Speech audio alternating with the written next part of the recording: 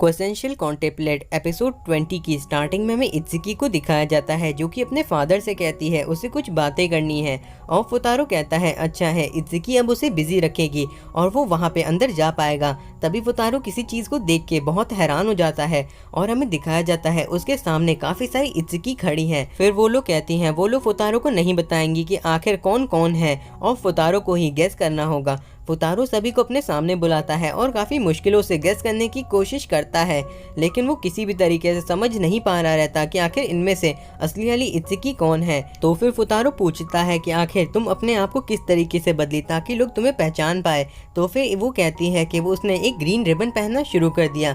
फुतारो कहता है तब तो तुम योत्सुबा हो। आगे योत्सुबा कहती है वो फुतारो को एक स्टोरी सुनाना चाहती है और वो बताती है कि आज से कुछ साल पहले जब वो सभी थोड़ा थोड़ा बदलने लगी तो ये देख के उनके ग्रैंडफादर को अच्छा नहीं लगा और उनकी तबीयत काफी खराब हो गई। फुतारो सोचता है भले ही ये सुनने में थोड़ा बेवकूफ़ी जैसा लग रहा है लेकिन ये उनके लिए काफी जरूरी है। फिर वो सभी वापस से एक साथ बैठ जाती हैं और फुतारो समझ नहीं पाता कि उसमें से योत्सुबा कौन है। तभी वहाँ पे उनके ग्रैंडफादर आ जाते हैं और अपने ग्रैंडफादर को यहाँ पे देख के वो सभी कहती हैं कि वो सभी बिल्कुल एक जैसी हैं और वो सब बिल्कुल भी नहीं बदली हैं और वो काफी खुश भी हैं। फिर ये सुन के उनके ग्रैंडफादर भी खुश हो जाते हैं और वहाँ से चले जाते हैं। तभी हमें फुतारो को दिखाया जाता है जो कि टेबल के नीचे छुपा रहता है।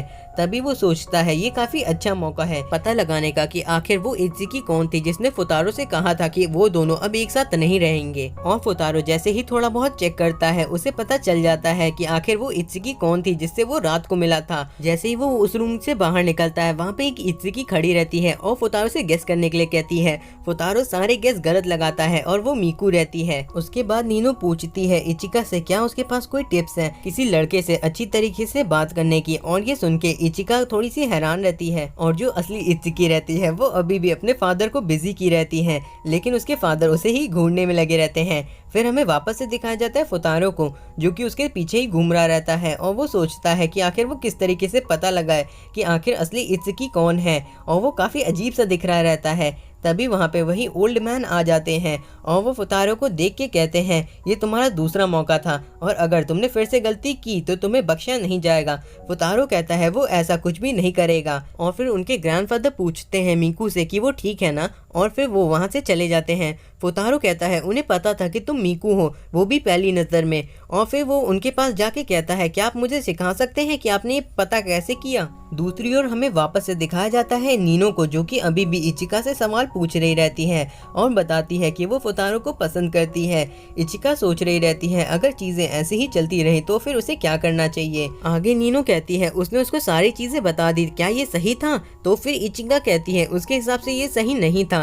लेकिन फिर नीनो सोचती है इसका मतलब है उसे और भी कोई चीजें करनी होंगी। साथ में वो ये भी बताती है कि वो पहले उसे जरा सा भी पसंद नहीं करती थी लेकिन जैसे ही उसने उसे समझा वो उसे पसंद करने लगी और ये सारी चीजें इचिका को उतनी कुछ अच्छी नहीं लग रही रहती। आगे नीनो कहती है वो किसी भी कीमत पे फुतारो को कहीं पे भी नहीं जाने देगी और उसके जो भी रास्ते में आएगा वो उसे कुचल देगी। फिर वो आके इचिका से कहने लगती है क्या वो उसे और कुछ भी बता सकती है जैसे फिल्मों में किस तरीके से चीजें होती हैं। अगले सीन में दिखाया जाता है इचिका को जो कि बैठी रहती है अकेले और फिर वो सोचती है कि किस तरीके से नीनो ने उससे कहा था अपने फादर को बिजी रखने के लिए और वो वहाँ पे बैठ के सोच रही रहती है कि वो अपने फादर को किस तरीके से बिजी रखेगी।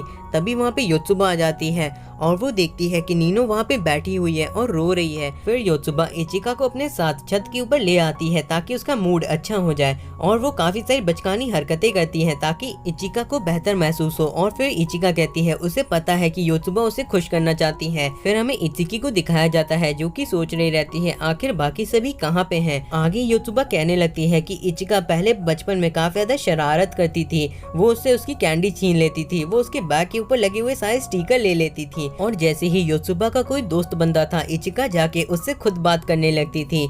फिर इचिका कहती है क्या वो सच में ये सारी चीजें करती थी। तो फिर योत्सुबा कहती है हाँ वो ऐसा करती थी और आखिर वो पहले से बदल क्यों गई। अब उसको लगता है कि सिर्फ वही बच्ची है और इचिका काफी बड़ी हो गई है।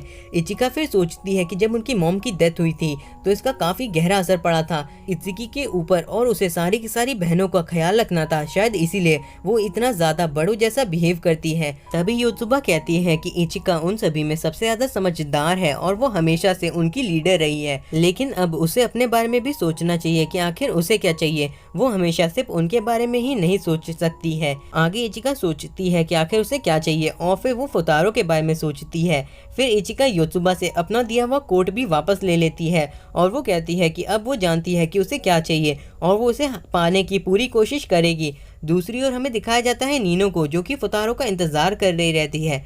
तभी वहाँ पे उनके फादर आ जाते हैं। तभी हमें दिखाया जाता है फुतारो को, जो कि अभी भी गैस करने की कोशिश कर रहा रहता है, लेकिन वो नहीं कर पाता और वो अभी भी उन्हीं बूढ़े इंसान का पीछा कर रहा रहता है।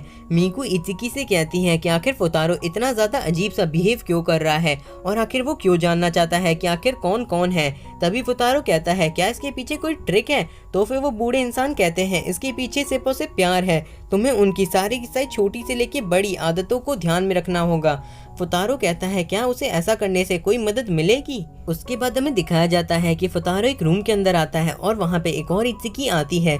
फुतारो कहता है क्या वो यही इत्सुकी है जो कि उसे उस रात को मिली थी। तो फिर वो कहती है हाँ वो वही है और फुतारो कहता है उसे नहीं जानना कि वो कौन है, वो खुद पता लगाएगा। और वो गेस करने की काफी कोशिशें करता रहता है। वो हर बार गलत गेस करता है लेकिन वो तब भी कोशिश करना जारी रखता है। तभी हमें मीकू को दिखाया जाता है जो कि इत्सुकी से कहती है वही वो इत्सुकी है जिससे उस रात को फुतारो मिला था। इत्सुकी कहती है कि आखिर वो ऐसा क्यों कर रही थी। तो फिर मीकू कहती है वो नहीं चाहती कि फुतारो हमेशा उसका टीचर रहे, वो उससे भी कुछ और चाहती है। तभी इत्सुकी उसके पास आके कहने लगती है अगर किसी और को इस बारे में पता चला तो क्या होगा। मीकू कहती है उसके हिसाब से इस बारे में सभी को पहले से ही पता है। फिर हमें वापस से प्रेजेंट का सीन दिखाया जाता है जहाँ पे फुतारो अभी भी गेस कर रहा रहता है, लेकिन फिर वो कहता है उसने हार मान ली। और ये सुन के वो इत्सुकी काफी हैरान रहती है, लेकिन फिर फुतारो कहता है वो समझ गया ये असल में इचिका है। और फिर वो मीकू कहने लगती है हाँ वो सच में इचिका है और फुतारो ने बिल्कुल सही गेस किया है। और वो वहाँ से जाने के लिए कहने लगती है क्योंकि वो काफी बिजी है। तभी फुतारो को उनके ग्रैंडफादर की कही हुई बातें याद आती हैं और वो देखता है कि उस इत्सुकी ने जाते हुए अपनी मुट्ठी को बंद किया है और वो कहता है मीकू। और ये सुन के मीकू की आंखों में आंसू आ जाते हैं। फुतारो कहता है उसे बस एक पल के लिए लगा कि वो मीकू है। तभी मीकू दौड़ते हुए आके फुतारो को गले लगा लेती है और नीचे गिरा देती है। उसकी आंखों में अभी भी आंसू ही रहते हैं।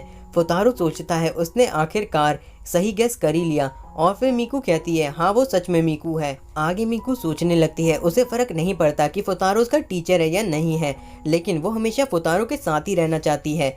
आगे हमें दिखाया जाता है वो सभी बाय कहते हैं अपने दादाजी को और फिर फुतारो वहाँ से जाने के लिए कहता है। तो फिर उसके दादाजी कहते हैं इन सभी बातों को कभी भी मत भूलना। और फुतारो फिर सोचने लगता है हाँ वो इन सभी चीज़ों को कभी नहीं भूलेगा। लेकिन फिर वो खुद के ऊपर गर्व करने लगता है कि उसने आखिरकार उनके बीच में डिफरेंस पता करना सीख ही लिया। तभी कोई दौड़ते हुए आता है और वो सीधा फुतारो से आके टकरा जाता है, जिससे फुतारो के हाथ से वो बेल बज जाती है।